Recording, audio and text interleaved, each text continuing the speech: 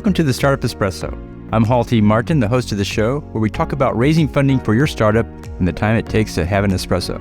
I hope you enjoy this episode.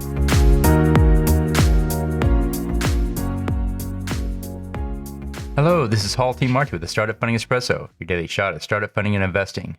The money illusion effect is defined by Wikipedia as the tendency to concentrate on the face value of money rather than its value in terms of purchasing power. In pricing the product, a startup should list their product price in the smallest unit possible, such as daily cost rather than annual cost. For example, if the price of the product over a year is $2,000, then list the price as $5 per day rather than $2,000 per year. A smaller dollar number will attract more customers. Startups raising funding should focus on what the funds will buy rather than the dollar amount alone. In fundraising, the founder needs to take into account the impact of inflation. Funding buys services that build a business and grow it.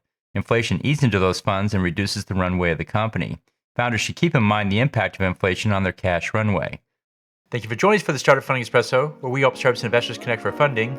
Let's go start listening to today. Hall T. Martin is the director of Investor Connect, which is a 501c3 nonprofit dedicated to the education of investors for early stage funding. All opinions expressed by Hall and podcast guests are solely their own opinions and do not reflect the opinion of Investor Connect. This podcast is for informational purposes only and should not be relied upon as a basis for investment decisions.